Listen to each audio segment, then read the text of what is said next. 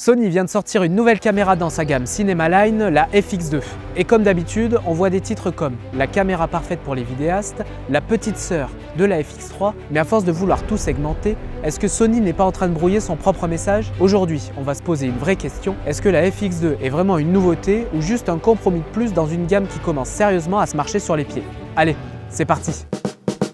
Sony vient d'annoncer la FX2, une nouvelle caméra de sa gamme Cinema-Line censée répondre aux besoins des vidéastes professionnels. Placée pile entre la 7.5 et la FX3, elle reprend le capteur 33 mégapixels de la 7.4, un design proche de la FX3, une stabilisation avancée, un autofocus de pointe boosté par IA, un viseur inclinable, une première d'ailleurs sur une EFX et une compatibilité avec la poignée XLR. Ça c'est vraiment bien. Sur le papier, elle semble avoir tout pour plaire, mais en réalité, elle n'apporte rien de réellement nouveau, ni dans la photo, ni dans la vidéo. Résultat, une caméra entre deux mondes qui intrigue, mais laisse un goût d'inachevé. Concrètement, la FX2, c'est un capteur plein format de 33 mégapixels, le même que la 7.4, une image 4K 30 images par seconde, suréchantillonnée depuis un 7K en plein format, de la 4K 60 images par seconde en Super 35, en format APS-C, donc avec un crop, du 10 bits 422 interne et du 16 bits RAW en HDMI, du Full HD jusqu'à 120 images par seconde, et enfin un autofocus avec recadrage actif. Côté colorimétrie, on retrouve les profils S-Log 3, S-Cinétone et même la possibilité d'appliquer des LUT directement à l'enregistrement. Personnellement, je ne me sers pas de cette fonctionnalité. À ça s'ajoute un autofocus boosté par IA, une stabilisation active et un boîtier très compact avec une ventilation intégrée. Bref, une belle fiche technique, mais jusque-là, rien qu'on n'avait pas déjà vu ailleurs chez Sony.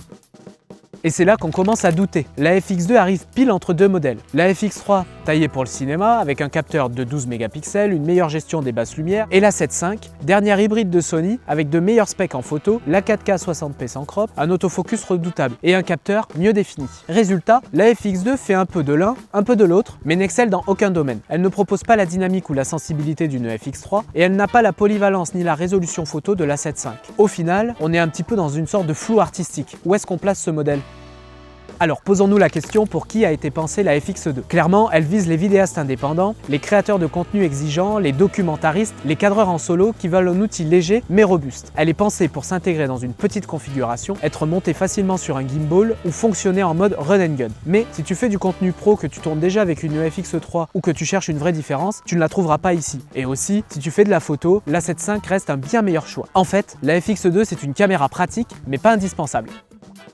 Et maintenant, parlons du prix. On démarre à 3199 € TTC boîtier nu, 3699 € TTC avec la poignée XLR H1. Donc au final, on est plus cher qu'un A7 IV, proche d'une FX3 d'occasion et à peine en dessous d'un A7 V. À ce niveau de tarif, on est en droit d'attendre un positionnement clair. Mais là encore, Sony nous sort une caméra intermédiaire sans prise de risque. Et franchement, à part si tu veux absolument un boîtier FX avec un capteur plein format, il y a peu de raisons objectives de choisir cette FX2.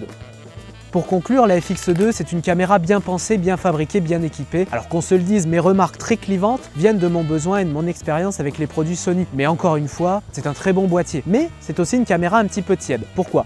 Elle ne révolutionne rien, elle complète une gamme peut-être déjà trop pleine. Si tu veux une vraie caméra cinéma, prends une FX3. Si tu veux un hybride polyvalent, prends un A7 V. Et si tu as déjà un A7 IV ou une FX3, passe ton chemin. Dites-moi en commentaire si vous trouvez ça pertinent, est-ce que vous l'achèteriez ou vous pensez comme moi qu'elle arrive un peu trop tard, un peu trop entre deux. Je vous remercie d'avoir regardé cette vidéo, je vous invite à nous suivre sur les réseaux sociaux et puis je vous dis soyez créatifs, à la prochaine.